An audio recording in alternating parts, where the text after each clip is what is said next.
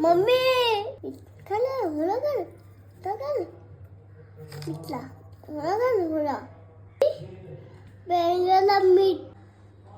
आता मी इकडे कालवण बनवते कोळंबीचं. यामध्ये एक मोठी कोळंबी पकडले नवऱ्याने आणि छोट्या कोळंब्या आहेत.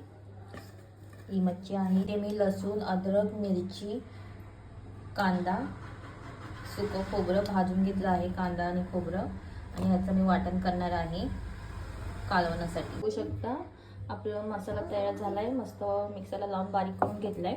आता मी टोप चढवते गॅसवर चढवलं आहे. थोडा तापू दे, ओला आहे आपला टोप.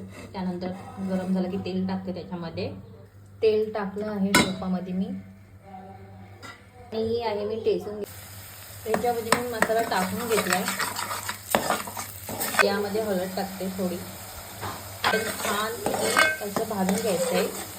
वाटण छानपैकी असं भाजून घेऊया 10 मिनिटं. त्याच वाटणामध्ये मी कोकम टाकते. कोकम मेन इम्पॉर्टंट आहे कालवणामध्ये मच्छीच्या, त्याशिवाय कालवण आपलं अधुरा आहे.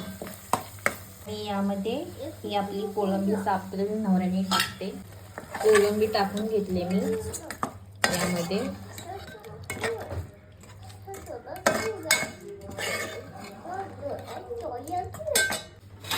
आता यावरती मी झाकण ठेवते 2 मिनिटं. छान असं वाफेवर शिजू दे.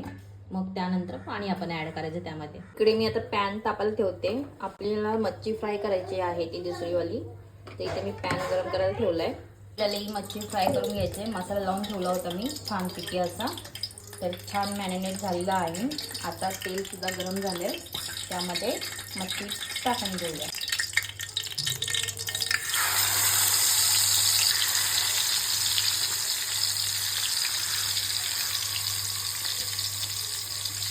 आपण कालवण बघून घेऊया. वाव, हे बघा मसाला थोडा शिजला आहे. अजून 2 मिनिटं शिजू दे वाफेवर. मग यामध्ये हे बघा छान असं झालंय. मसाला शिजलाय. आता यामध्ये पाणी ऍड करूया.